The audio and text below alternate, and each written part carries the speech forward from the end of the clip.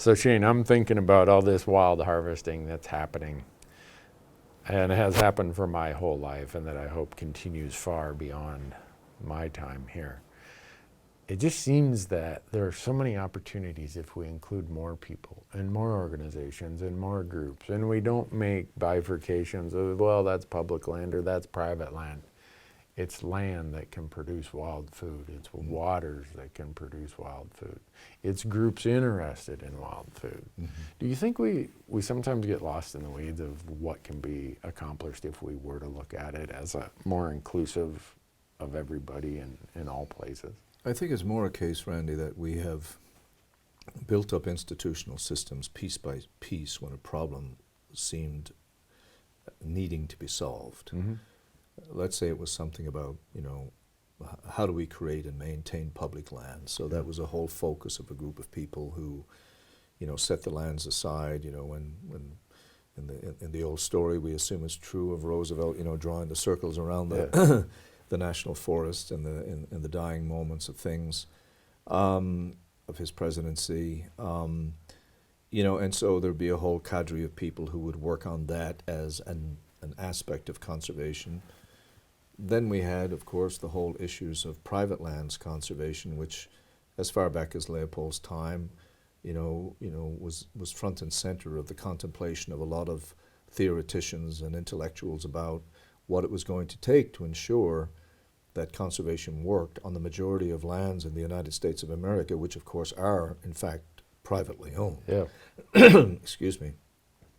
And that then became, and still is, a sectoral issue that has its players and has its proponents and maybe has its detractors. But they are working hard, within that channel. It's like a braided stream, you have your public lands and your private lands, then you get they braid again, of course, with all kinds of different little problems that come into play. And I think part of the problem was that, the initial founders of the movement naturally were drawn to, these kinds of categorical kind of approaches. Again, what would we do with forestry? What would we do with logging? What would we do with mining? What would we do with energy development? Each of them presented a formidable challenge in its own right. And for those engaged in it, it was an exciting and productive field of work to be in, to work on these particular problems. And we went very much, too, into the idea of species conservation. We thought about elk in a big way, and we thought about moose in a big way. And waterfowl. Totally. And we developed amazing programs there. The North American Waterfowl Management Plan probably stands out as one of the greatest achievements the world has ever had with respect to the conservation of wildlife, and it's still fulsome and strong and ongoing and inclusive and involves sharing between the two countries, indeed between more than two countries now, as Mexico has been brought into this. So, I think through no malicious intent, the idea was to do what human beings and scientists in particular, and remember, science was starting to, put its bony hands into all of this, and stir it all up. And science loves reductionism, right? Science loves to take problems and break them down into smaller problems, so the smaller problems can be dealt with, and then eventually people like me who love synthesis, gather it all up and try to bring it back up into some kind of holistic approach. So we went through that phase, too, very much of looking at species. But we are coming to a point, aren't we? And we can see this in the broader discussions where, private landowners and public lands, these things are being discussed.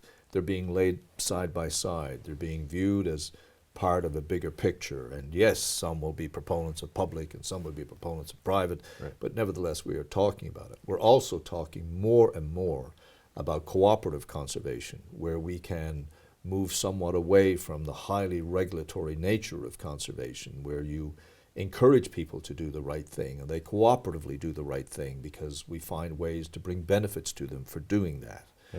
We're moving more and more and more towards the idea of landscape conservation, where it's not just this little piece of land over here that stops at 200-foot elevation or something. It's the whole watershed. It's the whole mountain series. It's the whole range that we're talking about, and so on.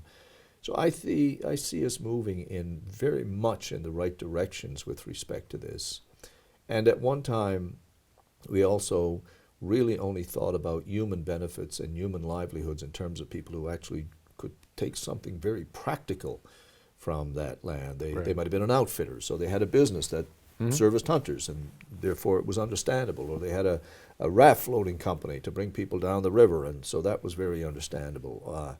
But I think we're starting to understand that, all of this is now part of this. There are people who want to float the rivers and not fish. There are people who want to float the rivers and fish. There are people who don't want to float the rivers and who want to fish. They just want to wade from the shoreline. There are people who want to hunt. There are people who want to bird watch. There are people who just want to go out and camp in these beautiful places. So I think they're all building constituents, and while that drives a lot of people nuts, particularly in the state agencies, because everybody is demanding a piece of them, the bottom line is, ultimately, isn't this what we want? Right, every one of us. We want every one of us involved in nature, and we want every one of us speaking up for nature, and I can be the rafter who says, I don't want my river dammed because I like to raft it, and I could be the fisherman who say, I don't want my river dammed because I like to fish it. And I could be the hunter who said, I don't want that river dammed because it fools up the distribution and the movements of the animals that I like to hunt, and I don't want to have that done either. And so eventually we get these voices for nature that says we don't want it. And of course, in the early political manifestos, the early political plays that would take place, when that would happen, politicians would at some point, kind of say, well, okay, you don't want that, well, what do you want? And, now we're getting much better at answering that question. Because what we're saying to them when they ask us that question, hoping that we will zip our lips about it, we simply fire back and say we want something better. And that's a good enough answer because you're an elected official, and I, who elected you, are saying I want something better. Yeah. So you bring me something better. And I think we are starting to see this happening in the sort of broader environmental movement. Some of it took rebels in the early stages to do certain outrageous things, crawl up the Empire State Building or whatever it might be, or do whatever they had to do. But I think now more and more people are saying that there just simply has to be a better way.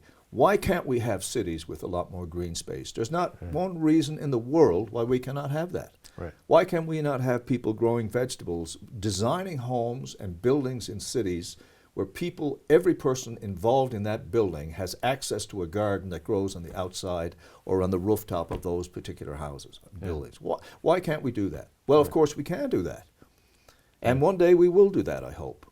And then we will begin to see that nature and ourselves can be, a part of everything, and we can be a part of all of that.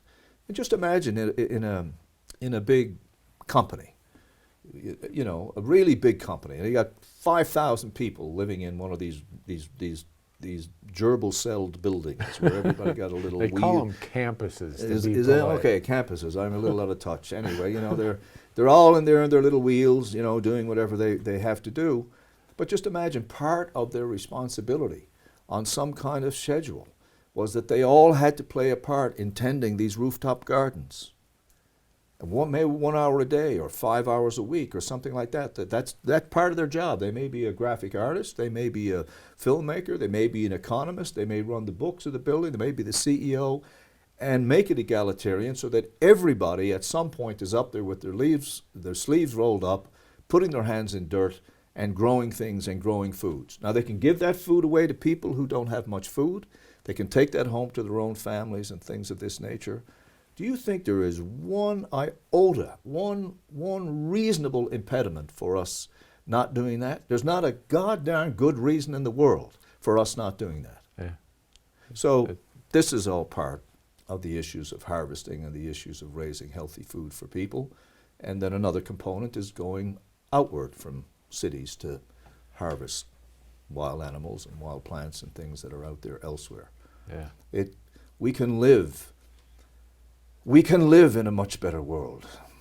Yeah, for a better world for us and for, as you call them, the wild others. The wild others, and for future generations of both. Yeah. for the elk that will be born 100 years from now, Yeah. for the lamb that will be dropped 150 years from now on one of these mountain peaks. I like that vision. Yeah. Yeah. That's far enough. But Well, it's a place to start.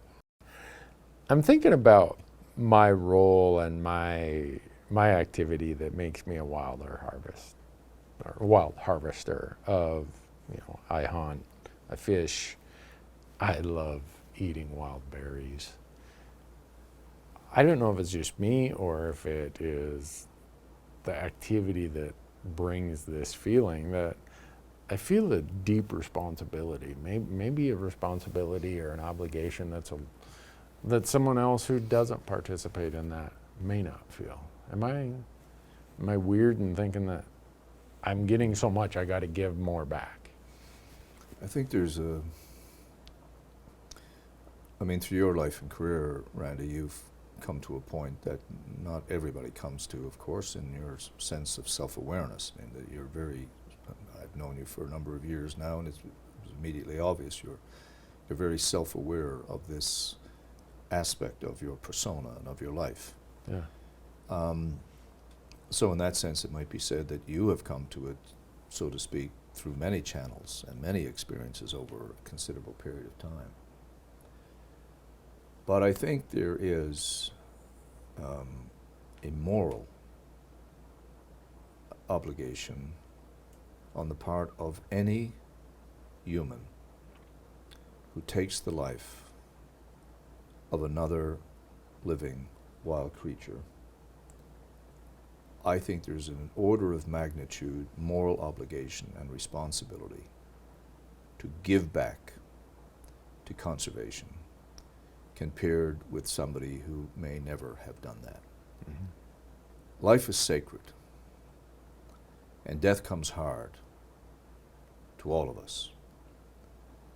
And when our activity involves the conscious, willful death, the killing of a sentient creature, that in the case of higher mammals and birds undoubtedly feel that bullet or that pellet or that arrowhead in exactly the same way you would.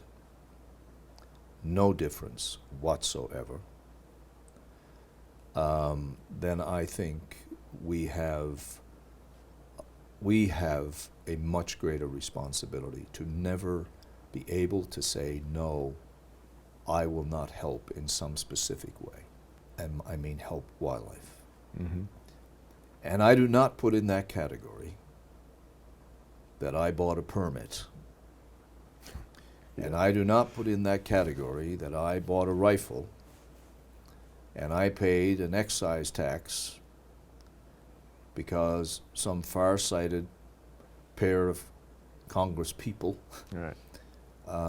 managed to bring forward that excise tax, the Pittman-Robertson tax, that we all pay. I do not believe that paying that tax makes anybody a conservationist.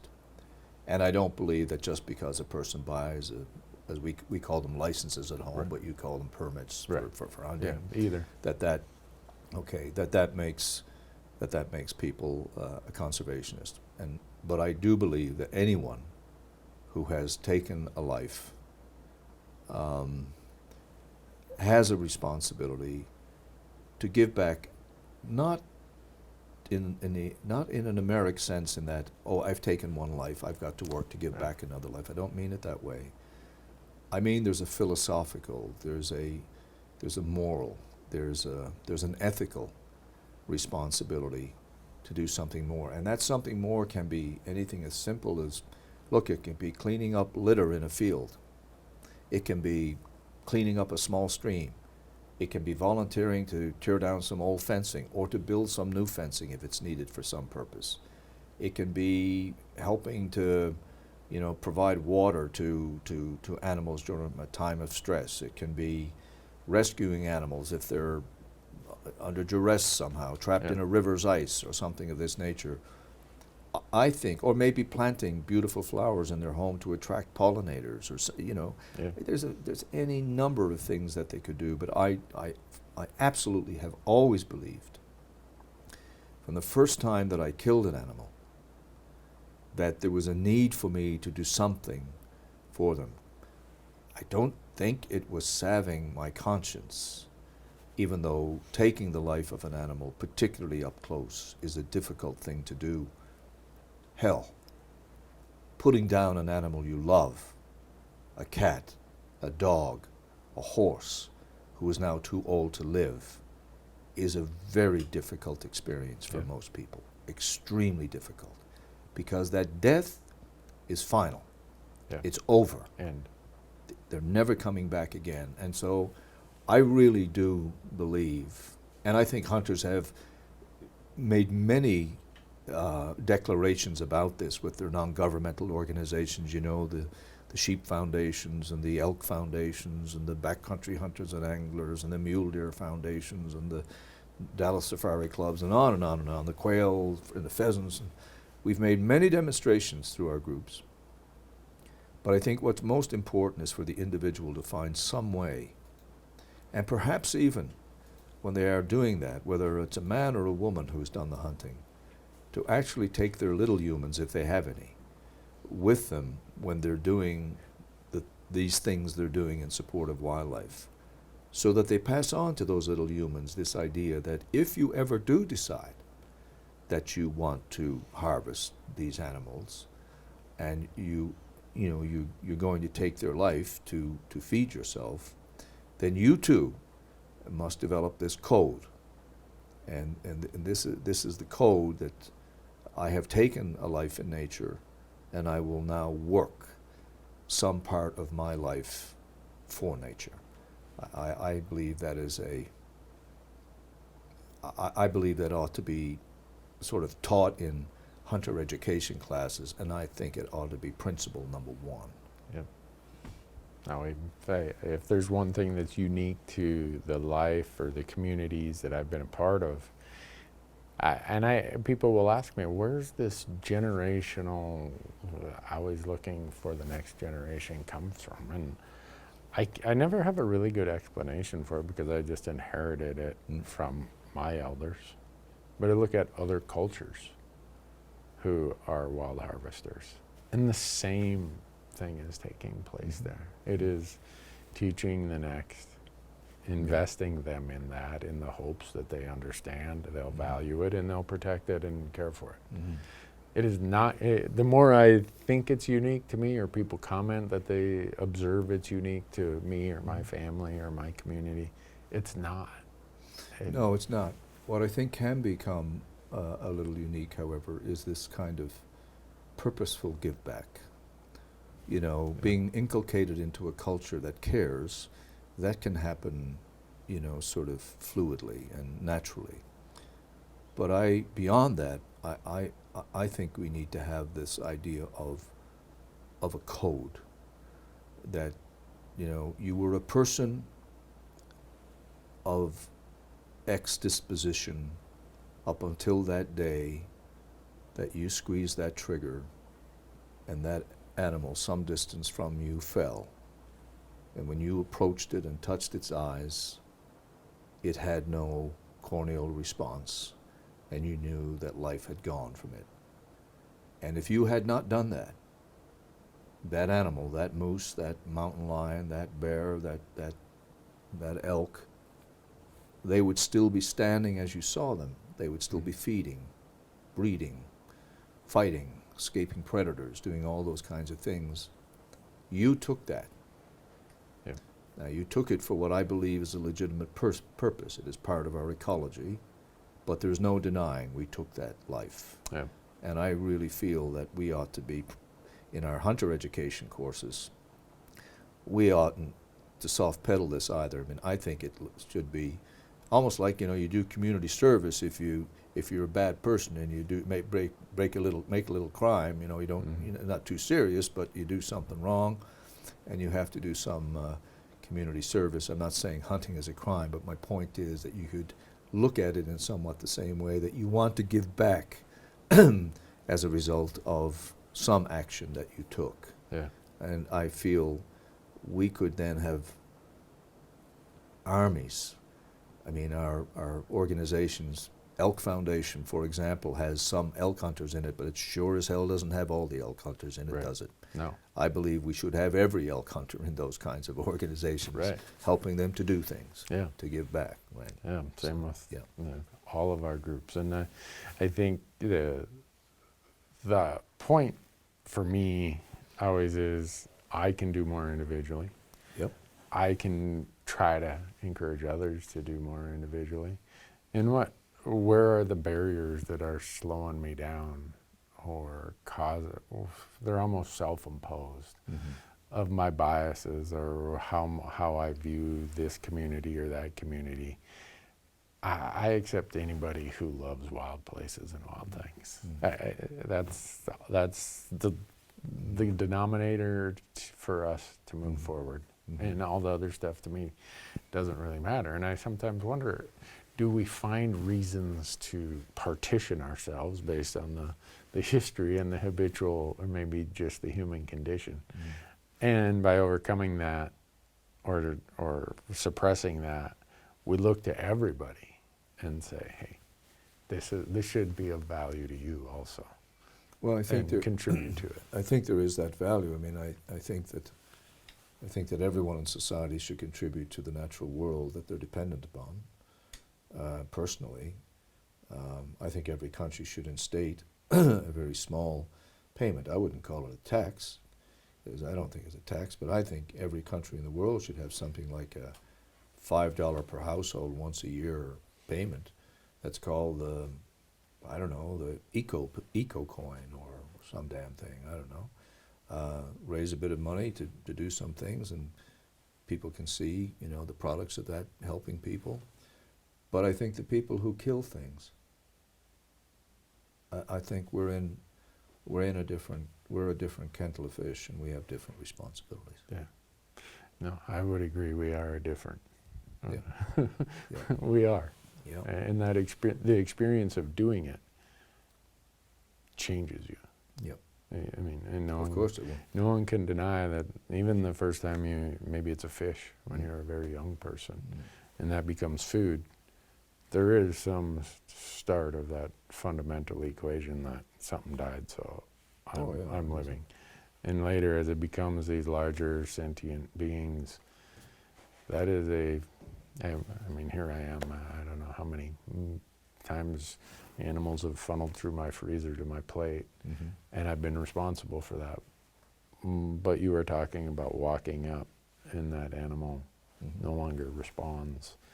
And it occurs to you that, again, this is terminal. This is the end for that thing. It is. It still is a very heavy obligation. Sure it is. Well, it's the heaviest obligation. It's, you try to reconcile it, and you do reconcile it, but it's not casual. No. And I guess that's good, because it forces us to think about it. Of course it's good. Whenever I think of wild harvest, there's always the topic that enters related to animal welfare. I've heard you talk about that before, Shane. You don't view hunting and animal welfare as No. You do a very good job of blending that and explaining why they are so important as a combined principle. Yeah. I always come back to the ideas of people I have admired in my life and in the historical figures I have admired. And one of the really consistent things about those individuals has been that they were predominantly preoccupied with living life to the full. And they're an odd mixture of people. They go from great drinkers and fighters to, soft-palmed poets, and it's a great menagerie of all the way from Lord Byron to Peter the Great. I mean, these are people. But the idea of life as being something so precious that you should not waste any of it has always been something of great value to me, and something that I carried from a very, very early age. And partly too because probably I saw some people close to me die very young, and that probably had an impact on that as well. Yeah. But it easily transcended from my world of the human environments in which I was in, family or university or whatever it might be. It easily transitioned to animals, because it was always so ridiculous to me when people would remark that an animal had, I don't know, some kind of limitations, or it was just a dumb animal, or just it didn't know really what was going on, or when it was so bloody obvious that you could, if you had one brain cell firing, and that's all you had, you could tell when a dog was happy and when a dog was sad.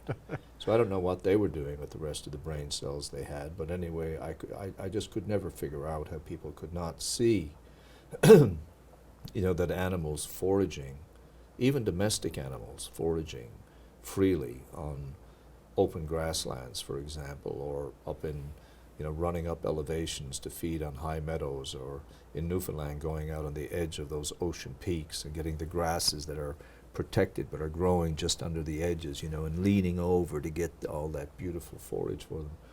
It's so very clear that animals love life, and they feel good under some circumstances and not on others. And so ultimately for me, it is for both people and non-human animals. How can they enjoy, independent of us, the very best of life? And if we are involved with them, either we have them in our homes or we raise them as, animals for consumption, how can we give them the very best of lives anyway? And then how can we, when it comes time to kill them for food, how can we do it in such a way that is as painless and is as least traumatic as possible? Dr. Geist, the man who, described first the North American model, and with whom I wrote the book on the model 3 years ago, he raised a lot of animals, a lot of vegetables as well, but he raised rabbits, and he raised chickens, and he raised geese, and he raised them all for food.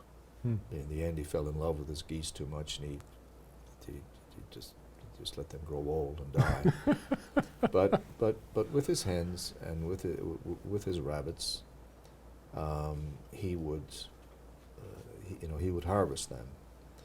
And I can see him now in the little space where he had the cages with the hay in there, and always putting his hand in the cages when he was feeding them, rubbing the rabbits down and talking to them and so on and so forth, and then putting the big buck bunny into the little pen bunny with the other little small female bunnies, and letting nature take its course, which, boy, they don't need any enticement. There's no courtship, let me tell you. It's just, wow. And and then, taking him back out and putting him back in his cage. And then, there came a certain time where they, of course, had to be killed. And so he'd wait for me to come, to his home. And he had a little 22, single-shot 22. And he'd say, "Shane, can you help me?" The first time he asked me, I thought he would just wanted me to maybe help clean the bunnies or whatever. But it soon became clear that what he wanted me to do was to kill the bunnies, because he was too attached to them now. So we would take the little bunnies out and we would lay them in the grass, facing away from me, and they would be feeding very happily, because now they're out on natural grass. They're not just in their little cages. And I would put the 22 just, right behind their heads and shoot them, and they would die instantly. And all they would have seen in the moment of their death was, first of all, they would have experienced this moment of just great freedom with the wind and the sun, and they weren't in the barn, they weren't in their little cages. Then they had all this beautiful green grass that they were feeding on, and then, and then it ended. Yeah. And there were different ways we could have killed those animals, of course. When we killed the chickens, and as a boy I killed lots of chickens in the way that many of us have. You know, we'd grab the poor chicken, put him on the chopping block, take his head off, and he'd run around. That always caused a little bit of excitement for people, you know. It's kind of a strange thing to see.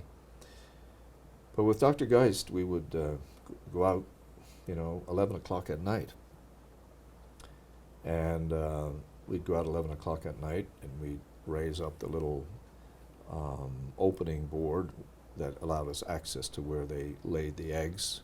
Mm-hmm. But the roosts were just inside there, and we could reach forward and we could literally take them quietly in the dark out, you know, and lay them on the chopping block. And he wouldn't do that either, you know. Sometimes he did, but if I was there, you know, he'd much prefer that I would do this. So the point was, that was a microcosm of considering animals that were bound, fully intended for food, and only for food, that their caretaker, the human being who was caretaking them, clearly thought had a great deal of fondness for them. Mm-hmm. And we found a way, and really he found the way, I shouldn't say we did, he did, found the way to give them as calm and as painful and as unexpected a death as possible, which Mm-hmm. is not easy with domestic animals. Yeah. Believe me, when the pigs are brought in the trucks to the slaughterhouse, my office in the wildlife division was across from an abattoir. I can tell you that the agitation that comes from, or the tension from those buses, you can smell it. And those animals know they are coming to a place where something not good is going to happen. Yeah. I'm not criticizing industrial pig farmers, I'm just telling you what I've witnessed. Right.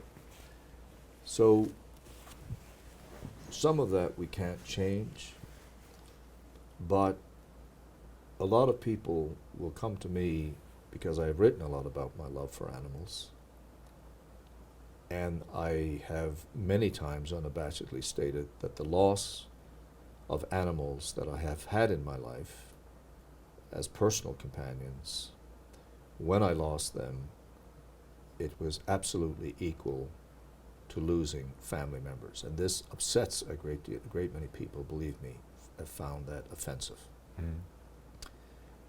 But I'm sorry, that is exactly how it is. And I think it's exactly how it is for a lot of people, not just Shea Mahoney.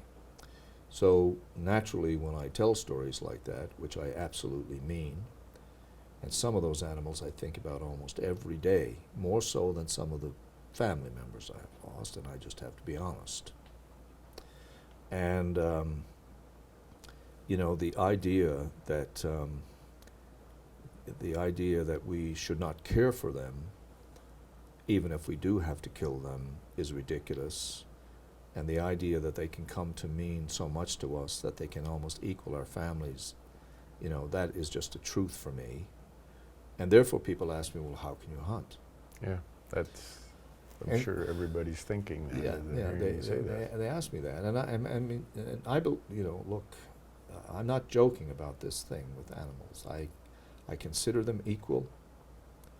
I don't think there's one iota of difference between us any more than there's difference between the migrating crane and the blue whale. Of course there's difference, but I view no difference in any sense but that between us and any other animal, and that's all we are as an animal. If we could come to terms with that, I think the world would be a better place.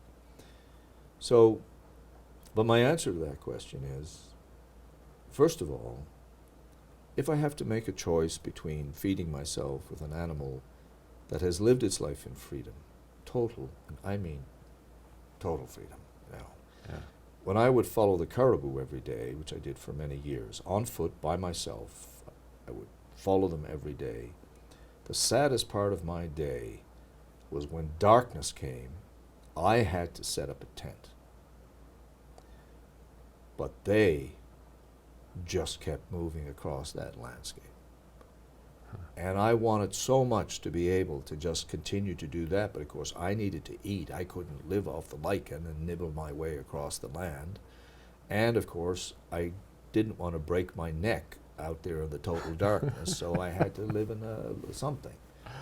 And you get to understand how much they value their life and their existence, and how happy they are in the sun and the wind, and how happy they are when they have good food, and how happy they are when they are drinking clean water, and how happy they are when flies are not bothering them, and so on and so forth.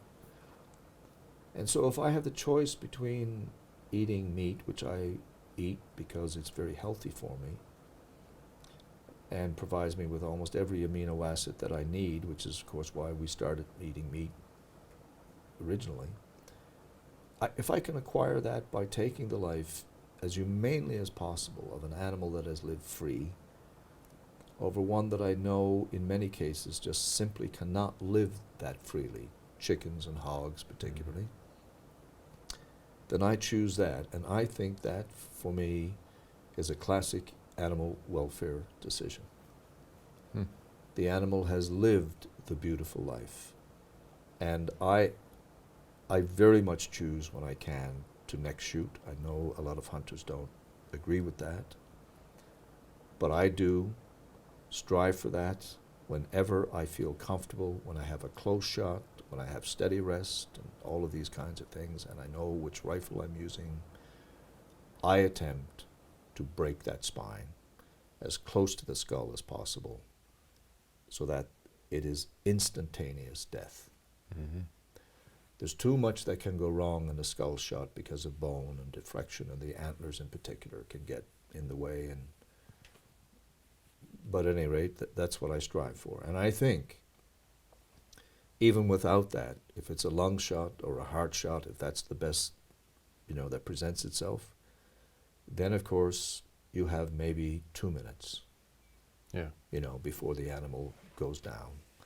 And by that time, it's losing consciousness because it's lost blood, and then you can humanely finish the animal.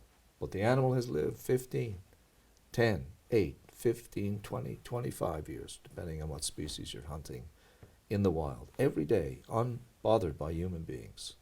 And even in the hunt, probably had absolutely no idea this was going to befall him or her.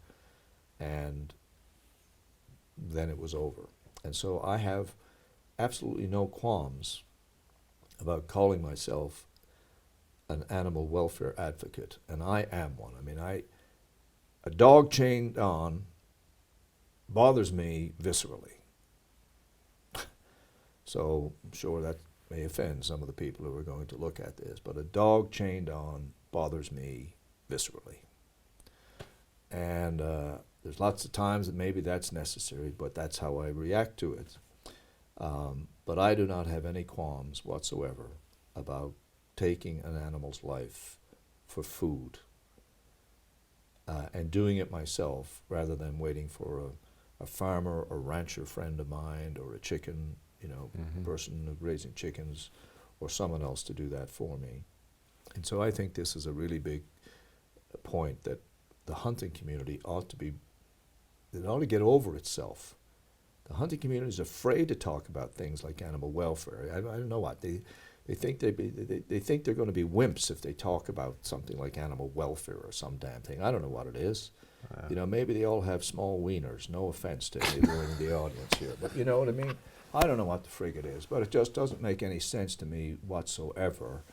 We should be the ones out there talking about this, Randy. We should be the ones saying we know animals, we know how they look, we know when they feel good, we know their behaviors, and therefore, we should be a real voice for this movement about animal welfare. And I know, I'm practical. I know that there's only so much we can do for many domesticated species. I do know that. I absolutely know that. But wherever we can treat domesticated species, give them more space and more room and more light and more air and more interesting social interactions and so on and so forth, I think it's our moral responsibility to actually do that for them. Yeah. I do. And I don't see why it's so hard to get people to talk about that and say it. Hunters are a powerful voice, and if we joined the animal welfare movement and said enough is enough, no more of this cruelty, no more of this mistreatment, we're not going to tolerate it. Yeah. And get over this worry that then someone's going to say, well, you shoot them, don't you? Yeah. Well, take the time to learn the argument and explain to people how different that all is. Yeah. That's more. I feel very strongly about this particular issue, and I just know that deep down a lot of hunters feel the same way, but they're reluctant to wade into the debate. Yeah. Well, I'm not reluctant to wade into the debate. No, I've heard you say it many times Yeah. and articulate it very well, and it comes down to you've always made an emphasis on how the animal lived. Yes. Yes. And a lot of people want to focus on how the animal died. Yes. And And we can, with our new sophisticated tools, mhm. very accurate rifles, and stands that we can put them on if we want, or rest, we can shoot very accurately if we just pay attention to a few very simple things. Yeah. And then we can give that animal almost an instantaneous death. And there won't be a lot of us who will be so blessed. Right. Right. No, we among ourselves. Yes. We would. Most of us will grow old and grow frail and die under circumstances that if we were to imagine it right now, we would say, well, that's not really ideal, Yeah. Yeah. How could I prevent that? Yeah, like fall dead in your sleep, and that's a good thing. Yeah. Well, that's kind of what I think happens to a well-hunted animal. He or she falls dead in their sleep. And when you have platforms like I do, I end up in discussions about people who want to almost claim some virtuosity because of their non-use of any type of animal. Mm-hmm. Yes. Vegetarianism, veganism, whatever you want to call it. And I struggle with seeing that as some sort of complete picture. To me, it seems like an incomplete picture. Mm-hmm. I don't engage with them because very often it's, our life experiences have led us to such Yes, diverse yeah. paths. Quite different, yeah. It's not worth the discussion. But I'm wondering if you have any thoughts on that, Shane, because I'm sure there's listeners and there's viewers who are not immune to that discussion or being presented with that discussion. Yeah, I think you're right. I think the vegetarian or vegan community, of course, is a diverse one too, and you have people who are, tend to proselytize about their choices for diet more than others. Some just pursue those diets and they're happy doing it and so forth. And I admire the people who adopt those diets on the basis of principle. If they really feel that animals should not be killed, that they make the effort to develop a lifestyle based on that. I have to say I have real respect for the people who do that. I think we are seeing, of course, that to some extent, some of that is about some sense of naturalness that they have. It's not the same naturalness sense that we might have, but they but they do, and they feel it's no longer natural, to kill animals to feed ourselves. I disagree with that, but I certainly admire the people who carry it far enough that they change their diet completely. And of course, you can develop very healthy vegetarian diets. There's no question about it. We also have a small phenomenon that's emerging where people in that space, people who are vegetarian, are in some cases willing to make, if you will, exceptions and include meat, but when they do, it's usually meat from something wild fish, or wild fowl, or wild ungulate, wild deer, whatever. And I think this is this, of course, to me, makes a huge amount of sense because, my diet, my preferred diet is very much what Cro-Magnon would have eaten, which is basically composed of meat, um, big vegetables, heavy, coarse vegetables like kales or asparagus or things of this nature for an evening meal. I'm not big on having a big pot of, soft potatoes or things of that nature. A full plate of green things and a significant piece of cooked fish or cooked meat is, to me, the absolute ideal food. And I love leaves, so I haven't given up my tree nesting task completely, because I can easily eat a half bag of kale leaves, just eating them like a good ape that I am. But I think we have to think about this in a broader scale. In what way? Like, right now we know we have billions of people who rely on the harvest of wild living things, right. Fish, mammals, birds, reptiles, etc. And we know that that's essential for them, because they have obviously adopted for lifestyles and cultures, and there may be reasons why they cannot even be vegetarian in a particular ecosystem where they live or whatever. Because it's not that easy to pull all those pieces together to get it right. But just imagine if the world decided that all 8 billion of us were going to become vegetarian. Now, there's a proposition for those of us who think about how the world would work. So first of all, we'd have a system where you obviously would have to massively increase the footprint of fruits and vegetable and grain kind of production.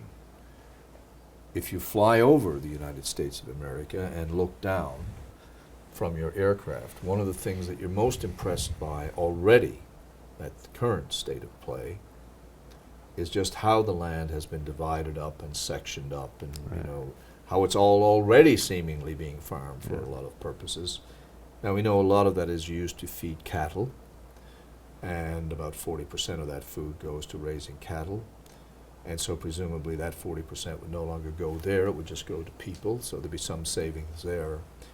But we would still have to withdraw from the wild a very significant percentage of land that is currently occupied by wildlife species. Right. And we know that under intensive agriculture for plant agriculture, the amount of wildlife diversity is very low, and it is often pretty much relegated to the tiny few little scrubby areas that might lie on the margins, in the rough fields or the little bank edges or things of this nature. And in fact, we have whole government programs to help people encourage to keep that, don't we? Yes. But the truth of the matter is we don't have abundant wildlife in those circumstances, and that would only extend that footprint of essentially wildlife depleted areas, or wildlife deserts essentially, or wildlife menageries, in the sense that it would only attract a few species that benefited directly from those planted species. Right. And so the cost to the biodiversity of the world, I don't know what it is, I can't give you a number, but it would obviously be significant. Right. So at some point in time, we have to accept, I think, that there is perhaps no way in which human beings can live where animals and animal populations, and even perhaps animal species, will be placed at risk.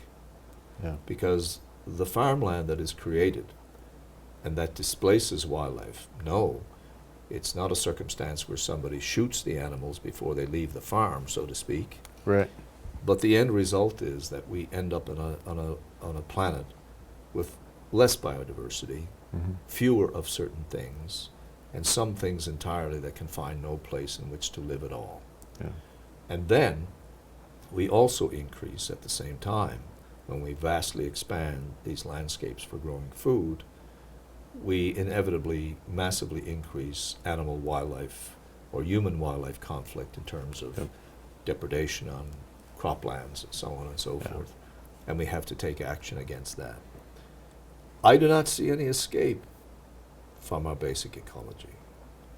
It is not a question of whether we will use natural resources of the world, whether we will use the wildlife of the world. The only question ultimately before humanity is whether we will do it sustainably and as humanely as possible, as credibly as possible, as responsibly as possible.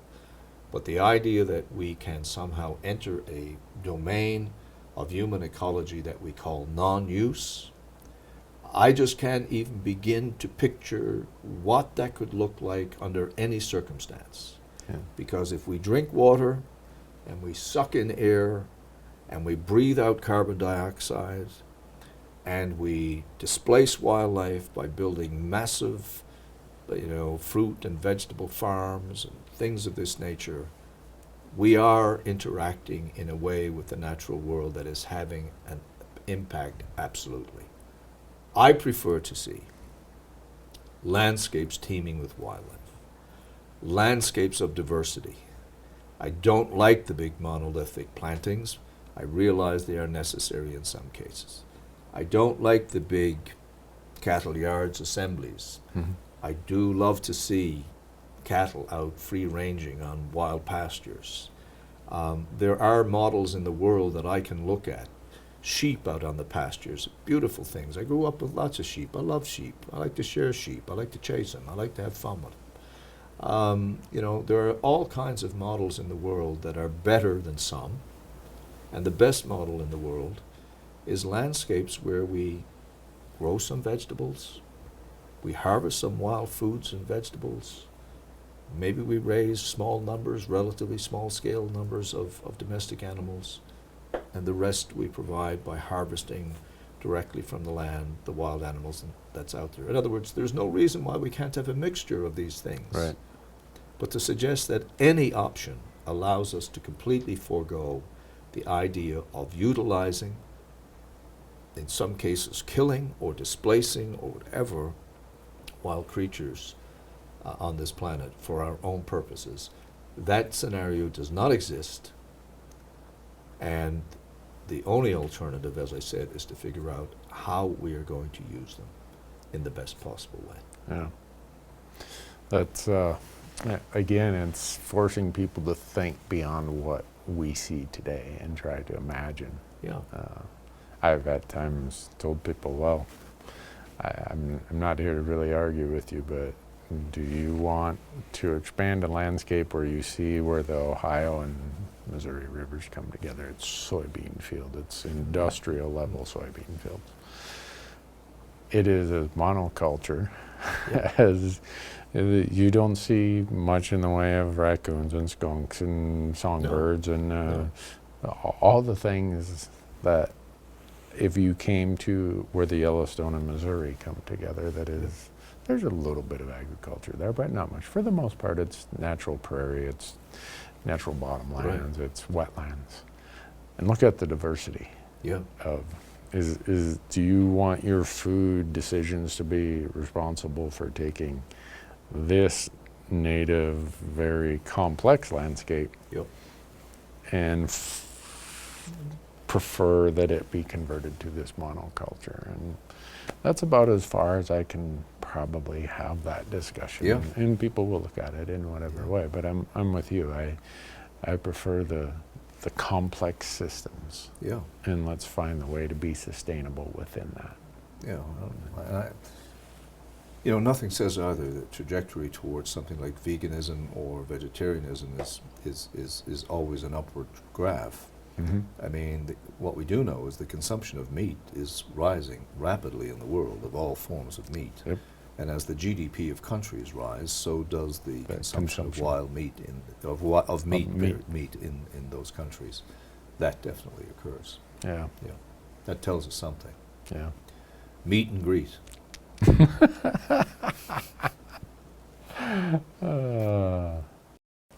I'm lucky that I get to spend a lot of time harvesting my own wild food because of my culture, traditions, the geography of where I'm at. A lot of people don't get to do that. Yeah. And I would say when you look at how many people live near coasts, oceans, those oceans are some of the most abundant food environments, and that's part of the reason why Newfoundland, And other people's live there. yeah. Yeah. But I've often heard you say that, let's not kid ourselves, commercial fishing is a hunt. Mm-hmm. And I've seen people be stunned of thinking, oh, I've always had this negative thought about hunting, but I eat an awful lot of fish.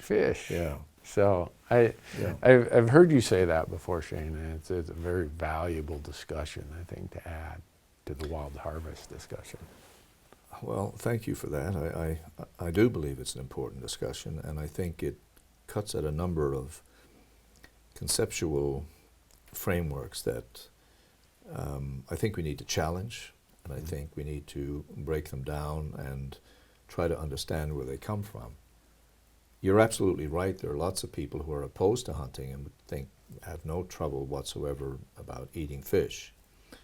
And that raises a series of questions in your mind. Well, how do you think the fish emerged here? Do you think it gloriously stepped forward on its tail fins and said, "Please, place me on my plate or on your plate because I'd love to be crunched up by you"? Yeah. The answer to that is no. Of course, the animal was provided in a certain way, and when you start to think about the way fishing occurs, and you think about the way hunting occurs, there are certain basic elements involved in both activities. Both activities start out with a search for a wild, sentient creature that is adapted to avoiding death and capture and pain by any source, whether it's a shark in the sea or a mountain lion on land or whatever it might be. We pursue those, search for those animals as a hunter and as a commercial fisherman. And once we find them, then we develop a strategy for harvesting them, for capturing them. In the case of global fisheries, that may be long line nets, it may be massive seines that we encircle and haul up, it may be cod traps as Newfoundlanders develop to catch the fish and bring it in over the side of their boats, but whatever it is a certain form of capture. The animal is brought on board, of course, in the case of fisheries, in some state of living. And I say in some state of living because depending on the fish species in case, and the depth of the water from which it is taken, and the fishing method by which it is lifted aboard the boat, they go through an excruciating circumstance where decompression doesn't work, their air bladders explode, and it is a very obviously frightening and distressing thing for the fish that are harvested. Then they are taken completely out of their medium so that they have absolutely no air. I mean, there's air all around them, but it ain't no good to fish, right? Yeah. And so then they lie on the backs of these big boats or in the bellies of boats, essentially suffocating, and then those fish are finally, they die or they're taken somewhere and they're dispatched into the belly of the ship or whatever, and then they are, of course, eviscerated and they're frozen or, kept cool or whatever the situation might be. In other words, we pursue them, we capture them, we kill them, we butcher them, we eat them. The hunter does exactly the same thing. He or she searches for an animal that they are in pursuit of, just like the commercial fisherman who's chasing cod or chasing herring or chasing mackerel, whatever it might be. Then when suddenly one of those animals is discovered, then of course the capture begins. Well, how will I possess that animal? How will I bring it to me? Where do I have to go to climb with a wind direction in a certain way that I'm not going to startle that animal and drive it over a ridge where I'm never going to be able to get it? How do I get myself in this kind of a position? How do I set, essentially, the fisherman? How is he setting his net? How is he going to surround this school of fish? We figure out how to get within shooting distance, then we shoot the animal. Now, none of us, I would say, or it is very rarely true, that any of us would actually allow the animal to spend a great deal of time wounded or gasping for breath. We shoot the animal, and if the animal does not die instantly, we try to get to the animal as quickly as we possibly can, and then we dispatch the animal with a shot to the spine or the brain so that it's absolutely, the animal is absolutely dead. We don't wait for it to flop around and, you know, Let's hope not. No, we don't do that kind of thing, and then we eviscerate the animal and we carry the animal out, and then we butcher it and we consume it. I see absolutely no difference between global fisheries and hunting, but what I accept that there are a lot of things tolerated in global fishing that would never be tolerated in hunting. Right. Number one, you don't go hunting elk and decide along the way, if you don't have a permit, that you're also going to hunt and kill a white-tailed deer and a mule deer, and when you get back and the enforcement officer checks you, you say, well, I had the permit for elk, but this is my bycatch here, an elk and a white-tailed deer. No, that does not happen in hunting, and you know where you would end up if you ever made that statement to an enforcement officer, in jail. This happens all the time, day in and day out in world fisheries. There is this bycatch, sometimes very substantial, sometimes of rare species, sometimes of species of absolutely no value to us, that we're literally killing them frivolously. So the bycatch, this idea of being able to catch only what you're setting out for, has never become enough priority that we've developed the tools to actually do that exclusively, and that is ridiculous. It is wasteful, it is harmful to the natural environment, it should not be tolerated, and we know how to do better. Another thing that happens in world fisheries, you have a permit for an elk. You know what an elk means. An elk means an animal with one head and four legs and one body and one rack. That's what that means. And when you get that one elk, you have got your fill. That's all you're getting. Now, when you fish on the ocean, you also get a quota. And your quota might be 80,000 pounds of fish, and you're providing that fish to, let's say, McDonald's or some other big fish outlet in the world. And you put out these massive trawls behind your boat, and you come up, but all of a sudden, you know, now you've got, you haul it all in, and all of a sudden you already have 75,000 pounds in your hold, and lo and behold, you bring up all this fish. You only need 5,000 pounds more because that's all you're allowed to take, or it's all you can carry. And so what do? You cut loose maybe 20 or maybe 25,000 pounds of living fish that will, of course, die. It will all die, because that's what happens to them when you bring them up to the surface and you throw them back down. They all die. And this goes on day in and day out and day in and day out. Then, another very common practice in these hunts at sea, fish are brought up onto the back of the boat. The guy up top is looking for quality, and he looks down and he sees, oh, well, this particular harvest of cod, or this particular group of capelin, or this particular group of herring, too small, cut it loose. And then they're all dumped back at sea. This is going on night and day, every day, in the world's oceans. So not only do I make the point to people that all world fisheries are hunts, I make the point to people that the standards applied to conservation ethos and for sustainability, when you compare recreational hunting with commercial hunting at sea for fish, there is in fact absolutely no comparison. And the one that is far more ethical, far more controlled, far more careful about the environment, and far more careful about the population of the animal that it's actually hunted, there's no question that all of those benefits and improvements and values fall to hunting, and that virtually none of them to global fishing.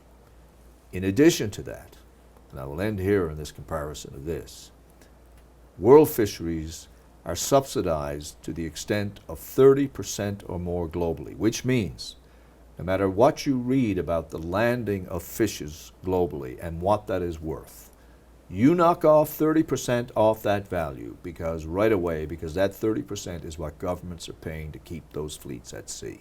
And that is a global phenomenon. Even for small-scale fisheries, they are heavily, heavily, heavily subsidized. No one subsidizes the recreational hunting except the hunting community, especially in the United States of America, because that's where the funds come from for the state agencies to provide for that activity. So I know the world fishery circumstance very well. I'm from Newfoundland. I've seen it all. I know what happens. I know what happens when you have a capelin fishery and you bring up, you know, your bags of capelin. There's a little small fish like Pacific grunion. You bring them all up, and they became very, very fashionable at one point when they're dried. They're delicious when they're salted and dried as bar snacks. So it might be comparable to wings or something like that. And the Japanese buyers became enthralled with these, but they only wanted females, and they really wanted the most pregnant of females. These were the tastiest ones. The eggs were still inside, and so on. And so in some years, Newfoundland, I did a film on this many years ago with the BBC.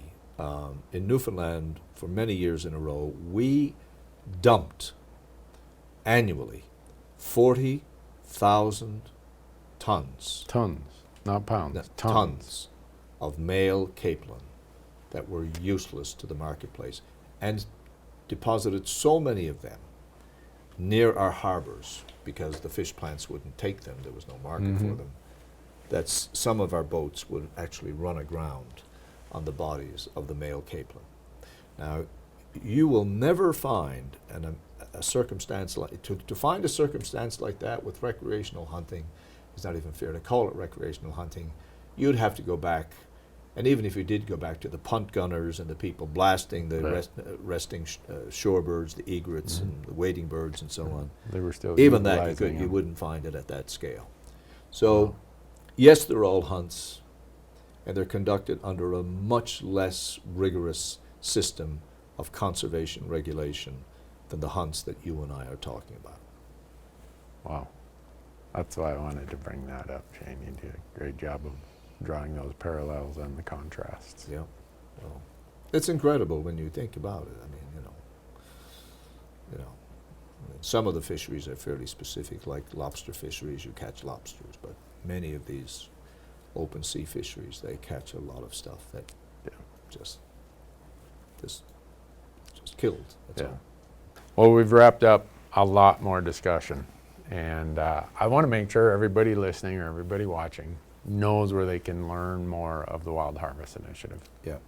Well, I appreciate that. As I said, they can look for me, just myself, and they will find their way to it. But the more direct way is to go to conservationvisions.com or to go to the wildharvestinitiative.com. There are two separate websites, but they are linked, and they do provide information on the activity on both sites. But we also have, of course, this is available on those sites, and they're both being revised at the present time. We have a lot of short films. We have a lot of popular articles that have been written about this. And so we also have a lot of other product books, small books and brochures and explanatory notes, fact sheets and so on and so forth that are accessible to the people who would come to find out more about this. And as we roll it on forward, in the next couple of years, there will be an explosion of information coming out about this because we are now at the point of really wanting to release the big data. Yeah, and I know you have a very large Facebook page for Conservation Visions. I know you're working on a YouTube channel. Yeah. And I'm going to prompt you to start an email newsletter when this information starts coming out. Yeah. So that I can give you my email and say, Shane, when you publish this stuff, let me know. Yeah. So that's a good idea. It's just one more thing to add to the list, But the little boy with his cart, there's only so much you can tow along behind there. Well, that's one of the most valuable things I think you can have. All right, well, in let's your talk cart. about that. I can help you with that. All right, man. That'll be great. Thanks, Shane. You're welcome. You're welcome.